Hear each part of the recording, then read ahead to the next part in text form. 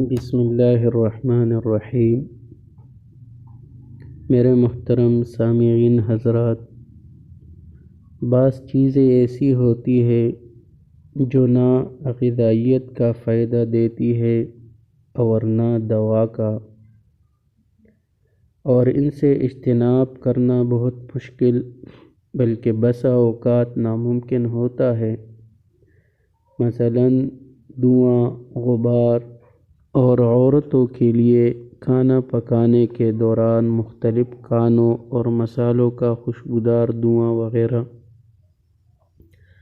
اس کے بارے میں شریعت کا حکم یہ ہے کہ اگر یہ چیزیں غیر اختیاری طور پر یعنی انسان اس سے خود نہ کھینچے بلکہ بغیر اختیاری طور پر ہو تو اس سے روزہ فاسد نہیں ہوتا اور نہ مکروہ ہوتا ہے، اور نہ اس کی وجہ سے روزے پر کوئی اثر مرتب ہوتا ہے۔ عمدۃ الفقہ میں ہے، اور اگر کسی کے حلق میں پسینے یا چاننے کا غبار یا دوا کا مزہ، یعنی کسی نے دوائی کوٹی اور اس کا مزہ اپنے حلق میں محسوس کیا، یا کوٹنے وغیرہ کا غبار یا دھواں یا خاک کا غبار جو ہوا یا جانوروں کے کھروں سے اڑتا ہے داخل ہوا،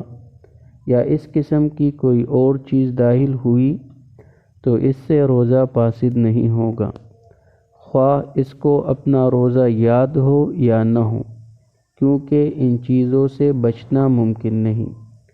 اور یہ حکم اس وقت ہے جب کہ روزہ دار کے فعل کے بغیر خود بخود داخل ہو جائے، اور اگر روزہ یاد ہوتے ہوئے اس نے اپنے فعل سے ان میں سے کسی چیز کو داخل کیا تو اس کا روزہ فاسد ہو جائے گا، کیونکہ وہ منہ بند کر کے اس سے بچ سکتا تھا، اور لوگ اس بات سے غافل ہیں۔ عمدۃ الفقہ، کتاب الصوم، حصہ صوم،